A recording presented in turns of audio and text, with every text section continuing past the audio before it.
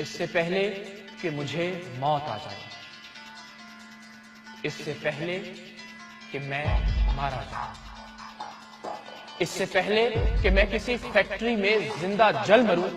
یا پھر کوئی اندھا ڈرائیور میرا سر اپنی گاڑی کے ٹائروں کے نیچے کچل ڈالے،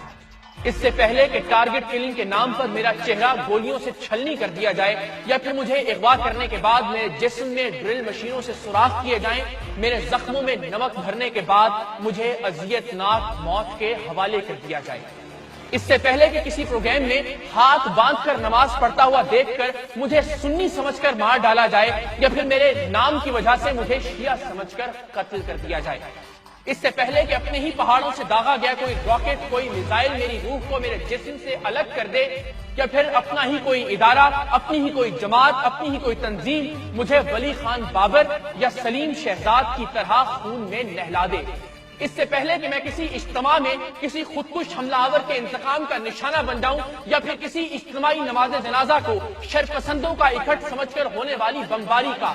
اس سے پہلے کہ میری زبان کوئلہ، میرے ہاتھ پاؤں راکھ کا ڈھیر اور میرا لہو عرض وطن کی گلیوں اور بازاروں کی مٹی کا حصہ بن جائے، اس سے پہلے کہ جلتی ہوئی لاشوں کی بو میں میری ماں میرے بدن کی خوشبو نہ پہچان سکے اور میری لاش کسی مردہ خانے میں میرے جلے ہوئے کپڑوں کی وجہ سے شناخت کی جائے، اور اس سے پہلے کہ جائے حادثہ پر چپکے ہوئے میرے جسم کے چیتھڑے کسی تعفن زدہ نالے میں بہا دیے جائیں، اور اس سے پہلے کہ میری چیخیں آہوں میں اور میری آہیں سسکیوں میں بدلنے کے بعد ہمیشہ ہمیشہ کے لیے خاموش ہو جائیں، میں سچ بولنا چاہتا ہوں، اور سچ تو یہ ہے کہ ہر ظلم اور ہر ناانصافی کے قصوروار ہم خود ہیں، سچ تو یہ ہے کہ اس پاک سرزمین پر گرنے والی ہر لاش اور اٹھنے والے ہر جنازے کے ذمہ دار ہم ہیں، سچ تو یہ ہے کہ اس دھرتی پر گرنے والے ہر خون ناحق کے قطرے اور بیواؤں کی سونی کلائیوں پر ٹپکنے والے ہر آنسو کا حساب ہم سے مانگا جائے گا، سچ تو یہ ہے کہ مظفر گڑھ کی گلیوں میں براہنا کر کے گھسیٹی جانے والی ماں اور بیٹی بروز محشر آپ کا اور میرا گریبان پکڑیں گی، کراچی کی قصبہ کالونی کی 4 سالہ لائبہ کے جسم میں پیوست ہونے والی گولیوں، اس کے ننھے بدن سے اٹھنے والی تکلیف اور اس کے بے خطا ذہن میں اٹھنے والے ہر سوال کا جواب آپ کو اور مجھ کو دینا ہوگا، لوڈ شیڈنگ اور فیکٹری کی بندش کے بعد خود کو آگ لگا کر خودکشی کر لینے والے مزدور کے اصل قاتل آپ ہیں، میں ہوں، اور 3 دن کی بھوک اور غربت کی ماری ماں کے ہاتھوں قتل ہونے والے 3 معصوم بچوں کا خون بہا آپ کو اور مجھے ادا کرنا ہوگا، وہ بچے جن کا جرم صرف اتنا تھا کہ وہ روٹی مانگتے تھے اور ان کی ماں اتنی بے بس کہ وہ انہیں موت کے سوا اور کچھ نہیں دے سکتی تھی، میں نے کہہ دیا اور آپ نے سن لیا کہ ایک ماں اپنے 3 دن کے بھوکے بچوں کو صرف اس لیے قتل کر دیتی ہے کہ وہ روٹی مانگتے تھے، لیکن سچ تو یہ ہے کہ جس وقت ہمسایوں کے گھر سے اٹھنے والی کھانے کی خوشبو ان بچوں کے خالی معدوں میں آگ لگا رہی تھی، اس وقت اس ملک کے رئیس اٹیلین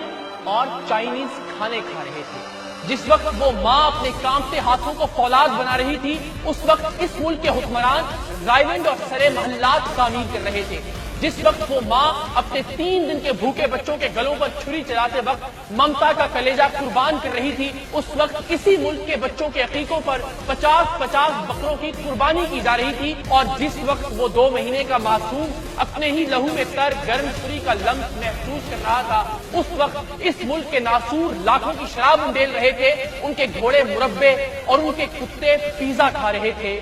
لیکن سچ تو یہ بھی ہے کہ کوئی ایک نوکری، تھانے یا کچہری کا کوئی ایک چھوٹا موٹا کام ہمارے ووٹ اور ہمارے ضمیر کی کل قیمت ہے، سچ تو یہ بھی ہے کہ ہم برادری کے نام پر پوری قوم کا سودا کرنے کے لیے تیار ہو جاتے ہیں، سچ تو یہ ہے کہ ہم بریانی کی چند پلیٹوں کی خاطر جیوے جیوے اور آوے یاوے کے نعرے لگاتے ہیں، اور سچ تو یہ بھی ہے کہ کبھی ہم ووٹ نہ دے کر بھی ظلم اور ناانصافی کی پشت پناہی کرتے ہیں، سوال یہ نہیں کہ ہم نے جسے اپنا ووٹ دیا وہ جیتا یا نہیں، سوال یہ ہے کہ ضمیر اور مفاد کی جنگ میں ضمیر جیتا یا پھر مفاد۔ آئیے آج عہد کرتے ہیں کہ کہ اے زمین وطن ہم گناہگار ہیں، ہم گناہگار ہیں اے زمین وطن، پر قسم ہے ہمیں اپنے اجداد ماؤں بہنوں کی حرمت کی، اولاد کی، کہ اب محافظ نما دشمنوں کے علم ان کے کالے لہو سے بھگوئیں گے ہم۔ آخری مرتبہ اے بتائے نظر آج اپنے گناہوں پہ روئیں گے ہم۔ گر کسی نے تیرے ساتھ دھوکہ کیا تو وہ کوئی بھی ہو اس کے رستے کی دیوار بن جائیں گے، جان دے کر تیرا نام کر جائیں گے۔ اے زمین وطن ہم گناہگار ہیں۔